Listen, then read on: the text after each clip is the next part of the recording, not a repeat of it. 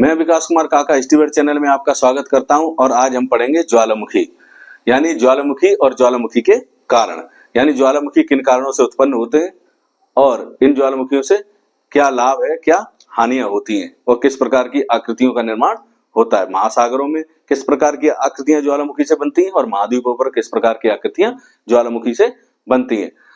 अब ज्वालामुखी का संबंध जो है, ज्वालामुखी के बारे में समझेंगे। ज्वालामुखी का संबंध पृथ्वी के अंतर्जात जो बल हैं उनके द्वारा उत्पन्न आकस्मिक संचलन से है। पृथ्वी यानी कि पृथ्वी की आंतरिक सतहों में, पृथ्वी की आंतरिक सतह पर पेरिडोटाइट यानी पेरिडोटाइट के गलन से मैग्मा की उत्पत्ति होती है और जब यही मैग्मा पृथ्वी की आंतरिक परतों को तोड़कर सतह पर पहुंचता है तो हम इसे लावा के रूप में जानते हैं। और इस प्रक्रिया में, इस ज्वालामुखी उद्गार की प्रक्रिया में केवल लावा ही नहीं, लावा के अतिरिक्त जलवाष्प, गैसें और राख, तमाम चीजें और अन्य कई गैसें निष्कासित होती हैं यानी इसी उद्गार के साथ निकलती हैं, जिसमें अगर देखा जाए तो इस उद्गार में सबसे अधिक मात्रा में जलवाष्प निकलता है। इसके अलावा carbon dioxide, sulphur dioxide, hydrogen तथा नाइट्रोजन आदि अन्य गैसें भी निकलती हैं। अब अगर देखा जाए तो मैग्मा की उत्पत्ति से लेकर, इस प्रकार मैग्मा की उत्पत्ति से लेकर ज्वालामुखी उद्गार तक की समस्त प्रक्रिया को हम ज्वालामुखीता कहते हैं यानी वोल्केनिज्म, अंग्रेजी में अगर कहें तो वोल्केनिज्म के नाम से जानते हैं। इसमें लिखते हैं ज्वालामुखी का संबंध, ज्वालामुखी का संबंध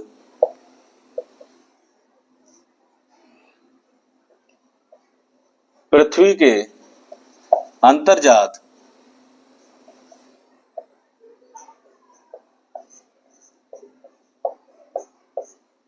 बलों से उत्पन्न, अंतर्जात बलों से उत्पन्न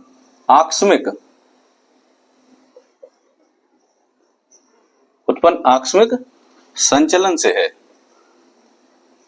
आकस्मिक संचलन से है। जब पृथ्वी के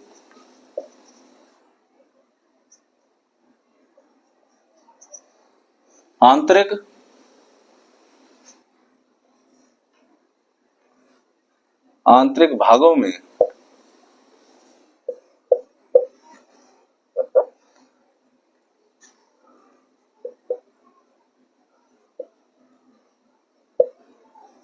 मैग्मा की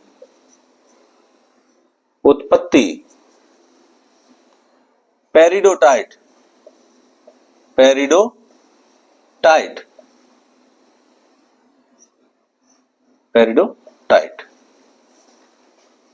के गलन यानी कि गलन यानी जो पिघल जाता है, पिघलना, गलन के द्वारा होती है।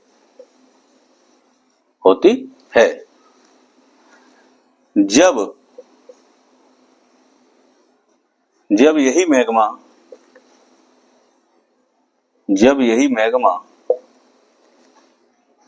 पृथ्वी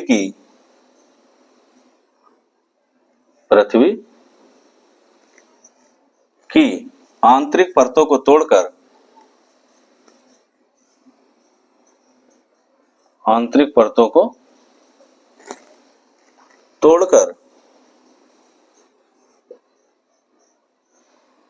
सतह पर पहुंचता है, सतह पर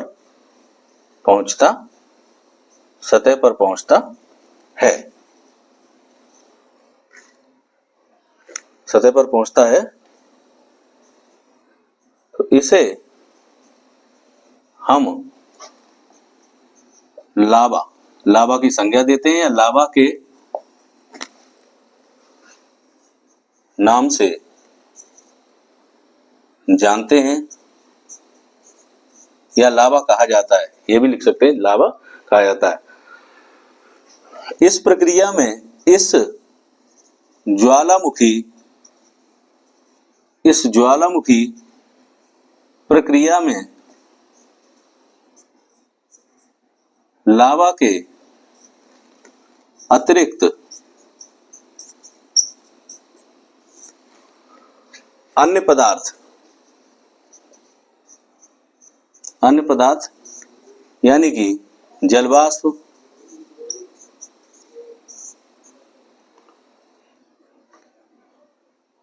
राख, गैसें आदि तरल पदार्थ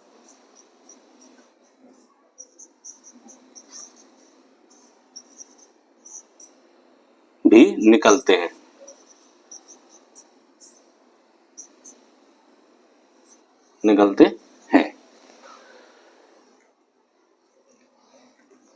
तो हम समझ गए, ये ज्वालामुखी की डेफिनेशन या परिभाषा समझे। ज्वालामुखी का संबंध पृथ्वी के अंतर्जात बलों से उत्पन्न आकस्मिक संचलन से है। जब पृथ्वी के आंतरिक भागों में मैग्मा की उत्पत्ति पेरोडाइट के गलन के से होती है, जब यही मैग्मा पृथ्वी के आंतरिक परतों को तोड़कर सतह पर पहुंचता है तो इसे हम लावा के रूप में जानते हैं। इस प्रक्रिया में लावा के अतिरिक्त अन्य पदार्थ जलवाष्प, राख, गैस आदि तरल पदार्थ भी निकलते हैं।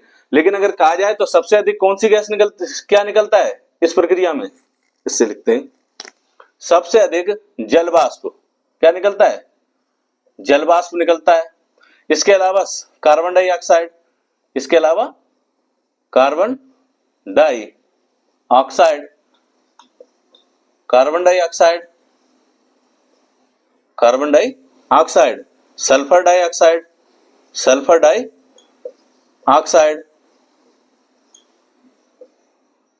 Dioxide, carbon dioxide, sulphur dioxide, hydrogen एवं नाइट्रोजन, एवं क्या? नाइट्रोजन तथा अन्य गैसें निकलती हैं,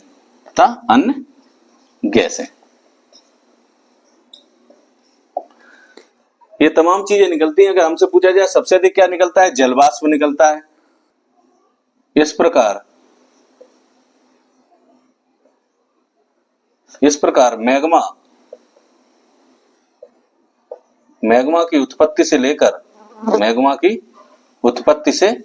लेकर ज्वालामुखी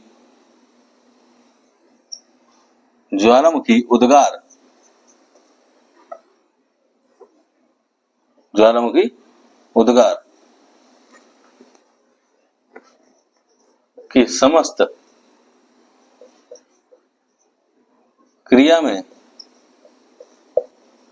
क्रिया को ज्वालामुखीयता यानी कि वोल्केनिज्म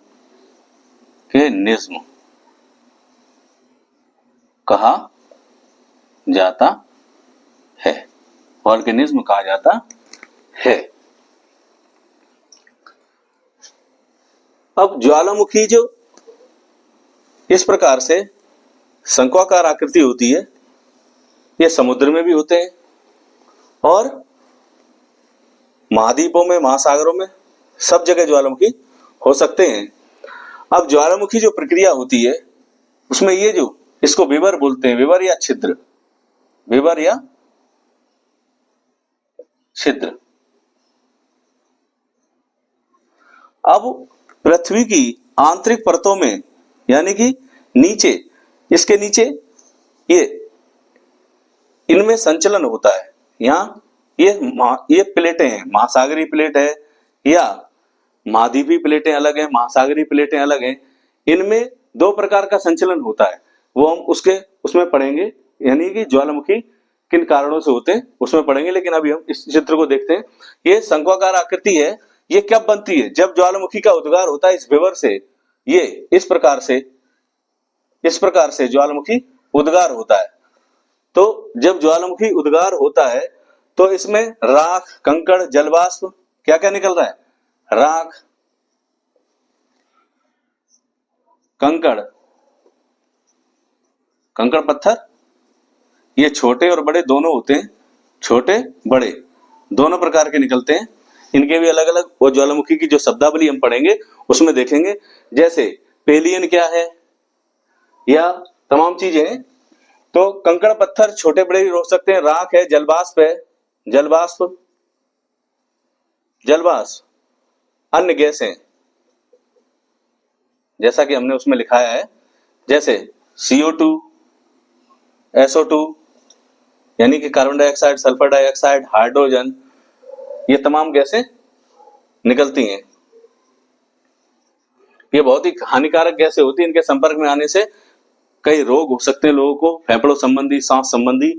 तो ज्वालामुखी, अब ज्वालामुखी क्रिया से कई प्रकार की आकृतियां बढ़ती हैं। जैसे ज्वालामुखी अगर सतह के नीचे है तो जैसे लेपोलिथ, वैकोलिथ, फैकोलिथ, सिल, डायक, आंतरिक परतों के नीचे ही अगर ज्वालामुखी बाहर उद्गार नहीं होता, अंदर ही अंदर रह जाता है, अगर क्षैतिज रूप में इस प्रकार से हो जाता है तो सिल, और इस प्रकार से अगर खड़ी आकृति बन जाती है तो ये डायक, इस प्रकार से डायक का निर्माण हो जाता है। और सीट या कहीं कहीं इस प्रकार से आकृति बन जाती है। वैकोलिथ, फैकोलिथ, इस प्रकार से कई आकृतियां बनती हैं। या पहाड़ों की अवनति या अपनति में यहाँ इस जगह या इस जगह मैग्मा का जमाव हो जाता है, तो ये तमाम चीजें अलग अलग बनती हैं। अब ये ज्वालामुखी जो शंकु है, ये जो विवर है, जब ज्वालामुखी का विस्फोट इसमें कई बार होता रहता है तो इसको हम ज्वालामुखी उद्गार जब शांत हो जाता है तो जब वर्षा होती है, वर्षा, तो वर्षा में क्या होता है, इसमें जल एकत्रित हो जाता है, जल जमा हो जाता है, तो इसको हम क्रेटर झील कहते हैं। क्या कहते हैं? क्रेटर झील। ये क्रेटर झील बन जाती है। लेकिन यही क्रेटर जब इसका आकार, जैसे मान लो ये इतना आकार है तो इसको हम क्रेटर कह रहे हैं, लेकिन जब बहुत बड़ा आकार इसका हो जाता है, बार बार उद्गार होता है किसी ज्वालामुखी से, बार बार जब जो सक्रिय ज्वालामुखी होते हैं उनमें बार बार विस्फोट होते हैं, इसीलिए उन्हें सक्रिय ज्वालामुखी कहते हैं। तो ये जो क्रेटर है, इसका जब आकार बहुत बड़ा हो जाता है तो इसको हम काल्डेरा कहते हैं। क्या कहते हैं? काल्डेरा। तो काल्डेरा का मतलब ये हुआ कि क्रेटर झील का जब आकार अत्यधिक बड़ा हो जाता है तो उसे हम क्या कहेंगे? उसे हम काल्डेरा के रूप में जानते हैं। और अन्यथा हम उसे, जब उसका आकार कम होता है तो उसे क्रेटर झील कहते हैं। तमाम क्रेटर झीलें हैं दुनिया में, जब हम आगे पढ़ेंगे उनके उसमें उससे बनने वाली आकृतियों के बारे में, तो उनके स्वरूप और उनके बारे में भी पढ़ेंगे। अब ज्वालामुखी उद्गार से आपने देखा, जब दरारी उद्गार होता है तो अगर महासागर में हो रहा है तो ज्वालामुखी कटक बन जाते हैं महासागरों में, और जब वही उद्गार यानी कि महाद्वीपों पर होता है तो बेसाल्ट बेसाल्ट जो लावा होता है, उस बेसाल्ट लावा से पठारों का निर्माण होता है, जैसे दक्कन का पठार है। और अब ये जो हमने बताया आपको, उस कारण में हम लिखेंगे। अब देखते हैं ज्वालामुखीता के कारण। ज्वालामुखीता यानी ज्वालामुखीता के कारण, यानी कॉसेस ऑफ वॉल्केनिज्म।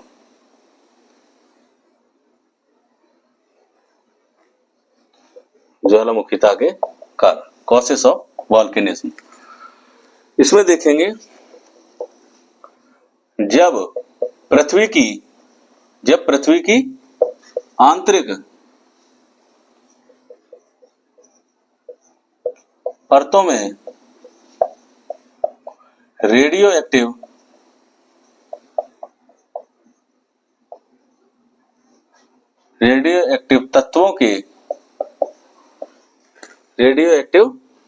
तत्वों के विघटन से संवहन धाराएं उत्पन्न होती हैं,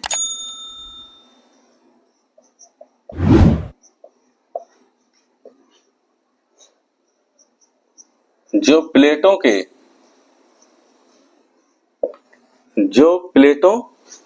के संचलन के लिए प्रमुख रूप से उत्तरदायी हैं,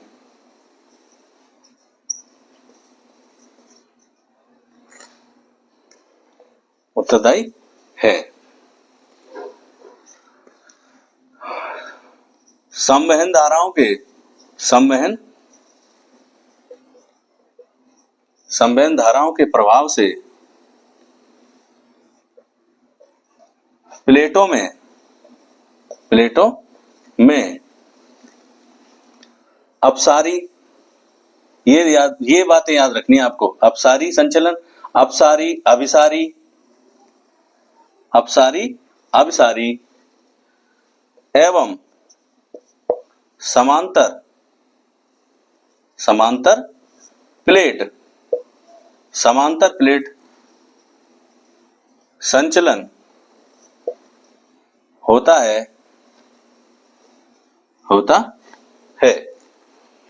लेकिन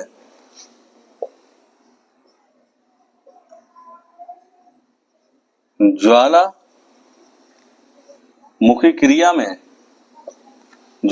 क्रिया के लिए केवल अपसारी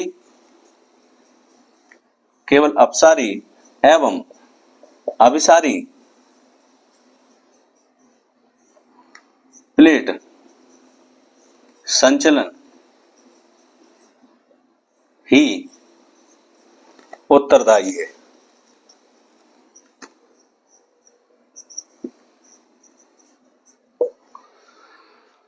अब इन दोनों, ये अपसारी और अभिसारी, ये जो दो संचलन होते हैं, समांतर संचलन नहीं होता। अब इन दोनों संचलनों को हम समझ लेंगे तो हम समझ जाएंगे इन दोनों संचलनों की वजह से किस प्रकार की आकृतियां महासागर और महाद्वीप पर बनती हैं। तो हम इसको समझ लेते हैं। अपसारी संचलन में क्या होता है, दो प्लेटें एक दूसरे के विपरीत जाती हैं। ये सीमांत प्लेटें जो हैं वो एक दूसरे के विपरीत जाती हैं, यानी कि ये इधर गति कर रही है और ये इधर गति कर। ये दोनों प्लेटें महासागरीय प्लेटें भी हो सकती हैं और महाद्वीपीय प्लेटें। प्लेट विवर्तनिकी में प्लेट विवर्तनिकी के जो वीडियो हम बनाएंगे उसमें आप प्लेट विवर्तनिकी में आप देख सकते हैं। उसमें आपको समझ में आएगा कि ये प्लेटों का संचलन या प्लेटें किस प्रकार से, महाद्वीप और महासागर की प्लेटें किस प्रकार की, किन पदार्थों से बनी है। तो ये जो विपरीत, यानी एक दूसरे के विपरीत जा रही है, ये इसको कहते हैं अपसारी संचलन।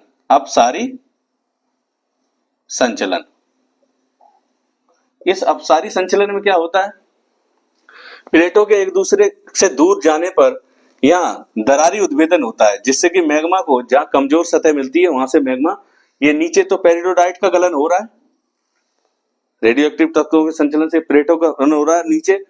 ये जब जिस प्रकार से ये नीचे तरल पदार्थ भरा हुआ है इसमें, यानी कि जो ना तो पूर्ण रूप से उसको हम लिक्विड कह सकते हैं और ना ठोस कह सकते हैं, वो अर्ध तरल पदार्थ है। वो अर्ध तरल पदार्थ क्या है, जैसे ही उसको जगह मिलेगी जहां कमजोर सतह पाएगा वहीं से वो उद्गार होने लगेगा। अगर ये उद्गार अगर ये ज्वालामुखीता की क्रिया है, अब यही उद्गार अगर समुद्र में या महासागरीय बेसिन में होगा तो वहां बेसाल्ट लावा से किस प्रकार की क्या बनेगा, वहां महासागरीय कटकों का निर्माण होगा। वहां किस प्रकार की आकृति बनेगी, वहां महासागरीय कटक बनेंगे। क्या बनेंगे, महासागर में अगर होगी ये महासागरीय बेसिन में, अगर ये घटना होगी महासागरीय बेसिन में, तो महासागरीय कटक बनेंगे। महासागरीय कटक, जैसे मध्य अटलांटिक कटक का नाम सुना है आपने, वो प्रमुख रूप से एक उदाहरण है। जैसे मध्य अटलांटिक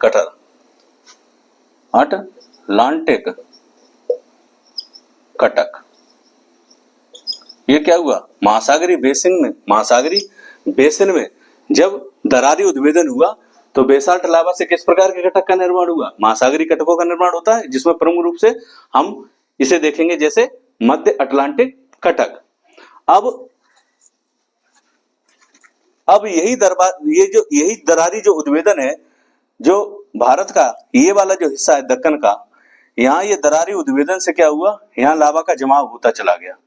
ये जो प्रायद्वीपीय भारत है, यहाँ लावा का जमाव धीरे धीरे, और एक बार में ये दरारी उद्भेदन से दक्कनी पठार नहीं बन गया। दक्कन का जो पठार है वो कई हजारों वर्षों तक बार बार यानी निरंतर बीच बीच में रुक कर उसके बाद ये दरारी उद्भेदन होता रहा। तो बेसाल्ट लावा से ये क्या बनता है, जिस प्रकार से दक्कन का पठार बना है, यानी पठारी क्षेत्र का निर्माण होता है, यानी महाद्वीपीय पठारों का निर्माण होता है। महाद्वीपीय पठार, महाद्वीपीय पठार का भी निर्माण होता है। जैसे भारत में है दक्कन का पठार, विश्व में और भी इनका वितरण है, और भी जगह है। जैसे भारत में दक्कन का पठार,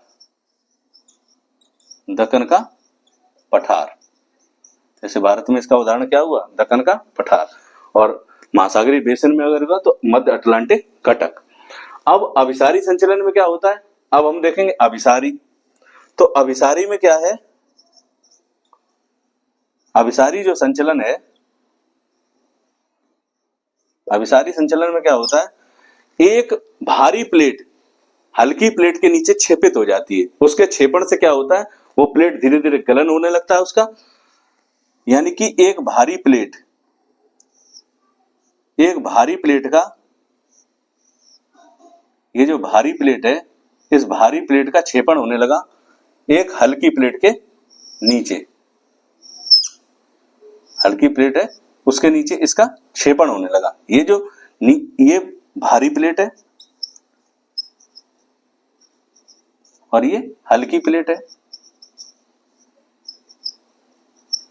तो भारी प्लेट का छेपण, यानी कि इस जगह ये छेपण हो रहा है, ये एक प्लेट दूसरी प्लेट के ऊपर चढ़ रही है, तो दोनों प्लेटों के अभिसारी संचरण से यानी टकराव से यहाँ पे क्या होगा, यहाँ पे गलन होगा, मैग्मा की उत्पत्ति होगी। और नीचे तो तरल पदार्थ है इन प्लेटों के नीचे जिसपे गति करती हैं, तैरती हैं, तो वही रेडियो एक्टिव तत्वों के विघटन से क्या होगा, संवहनी धाराएं उत्पन्न होंगी, ये प्लेटें गति करेंगी, और प्लेटों की गति करने के बाद ये प्लेटें आपस में अभिसारी संचलन में टकराएंगी, जिससे कि मैग्मा उत्पत्ति होगी और वहां पर अलग आकृतियां बनेंगी। अब महाद्वीपों पर इसमें कैसी आकृतियां बनती हैं, यहाँ महाद्वीपों पर बनती है ज्वालामुखी पर्वत श्रृंखला, ज्वालामुखी पर्वत श्रृंखला बन जाती है। पर्वत श्रृंखला महाद्वीपों पर क्या बनती है, ज्वालामुखी पर्वत श्रृंखला। जैसे एंडीज पर्वत श्रृंखला, एंडीज पर कई ज्वालामुखी पाए जाते हैं। जैसे एंडीज, यहां लिख देंगे एंडीज, दक्षिण अमेरिका में एंडीज पर्वत श्रृंखला, एंडीज पर्वत श्रृंखला, एंडीज पर्वत पे कई ज्वालामुखी पर्वत हैं, तो एंडीज पर्वत श्रृंखला। और महासागरों में अगर यही प्रक्रिया, अभिसारी संचलन से अगर यही प्रक्रिया महासागरों में उद्भेदन होगा, यानी ज्वालामुखी अभिसारी प्रक्रिया संपन्न होगी, तो महासागरों में क्या बनेंगे, वहां ज्वालामुखी द्वीप बन जाएंगे। वहां क्या बनेंगे, ज्वालामुखी द्वीप। यहाँ बने ज्वालामुखी पर्वत श्रृंखला और वहां पे बनेंगे ज्वालामुखी द्वीप। यहां लिख देते हैं हम ज्वालामुखी द्वीप, ज्वालामुखी द्वीप। वहां क्या बनेंगे, वहां ज्वालामुखी द्वीप बनेंगे। तो इस प्रकार से हम इसमें समझे कि ज्वालामुखी आखिर होता क्या है, ज्वालामुखी किन कारणों से होता है, और ज्वालामुखीता या वॉल्केनिज्म किसे कहते हैं, और इसके लिए इससे किस प्रकार की आकृतियां बनती है, जैसे लेकोलिथ, फेकोलिथ, डाइक, सिल्ट, और इससे संबंधित शब्दावली। अब वीडियो लंबा हो जाएगा, इसलिए हम इसके बारे में, यानी ज्वालामुखी कितने प्रकार के होते हैं, सुप्त, सुसुप्त और शांत या मृत ज्वालामुखी, सक्रिय ज्वालामुखी, इन सब के बारे में हम अपने अगले वीडियो में देखेंगे, इसी के पार्ट 2 में। धन्यवाद।